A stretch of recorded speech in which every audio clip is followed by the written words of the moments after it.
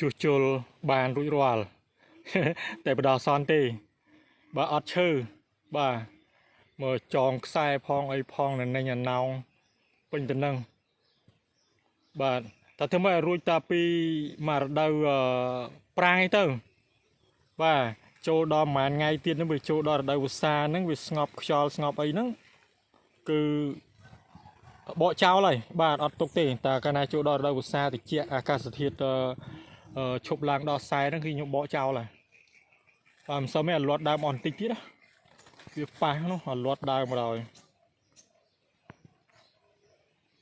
បាទអានេះវាមានជាតិផ្លាស្មាដូចតែមនុស្សយើងអញ្ចឹងអញ្ចឹងតែកាលណាលាត់ដើមហ្នឹងគឺគ្រោះថ្នាក់បាទមានរោគចូលតាមហ្នឹងទៅយកថ្នាំមកលាបបាទវាលាស់ត្រួយនៅក្នុងសីតុណ្ហភាព39ទៅ42បាទឥឡូវស្លាប់ចាស់ហើយតែអត់សូវមានគុណភាពទេបាទហើយតែខែនេះវាអត់មានសត្វស៊ីខ្ញុំអត់បាញ់ថ្នាំឥឡូវមានស៊ីបានទីទៀតមើលស្លឹកអត់មានគុណភាពទេបាទតែសំណាងហើយវាចេះលាស់ត្រួយមក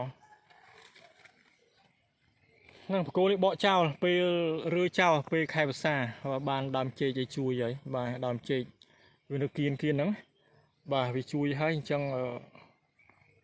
លេងអីជួយកម្ដៅបានណាបាទ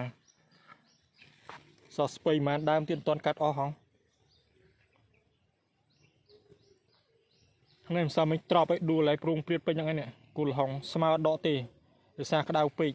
ដកស្មៅអស់ស្រឡះគឺស្ងួតលឿនណាទុកស្មៅទៅគ្រាន់បន្តិចបាទក្តាប់បានខ្លះដែរនោះក្តាប់បានមួយដើមក្តាប់ឡើងប្រហែល2 4 5បាទក្តាប់ឡើង5នេះក្តាប់ឡើង5ហើយស្ពៃនៅគល់ហុងឯងចិត្តអស់ហើយបាទឥឡូវស្មៅឡើងចាំដល់ពេលមានភ្លៀងចាំបោចចោលបាទឥឡូវបោចចោលគឺស្ងួតលឿនប្រទេសសមបានដើមងាប់បដាអានោះងាប់បាត់ទៀតហើយក្តៅពេកបាទក្តៅយើងស្រោចទឹកទៅលួយរឹសបដ ாய் បាទនេះស្រូវអត់កើតបានប្រមាណធុងអានោះល្អអានេះអត់ដាក់ទឹកអត់ជាប់បាទស្រោចទឹកទៅអស់សារលបងដាំមើលនៅក្នុងរដូវប្រាំងតើគុណភាពវាមិននោះអាជាប់ទឹកគ្រាន់អានោះជាប់ទឹកគ្រាន់តិចចិត្តដង្ហើមហើយបាទអាអត់ដក់ទឹកអត់កើតទេបាទមើលពីរក៏អត់កើតដែរអាមួយនោះបាទមួយនេះគ្រាន់តិចបាទរស់តាំងវេទនាអញ្ចឹងវាមិនត្រូវការកម្ដៅខ្ពស់ហ្មងទេសែនក្អោប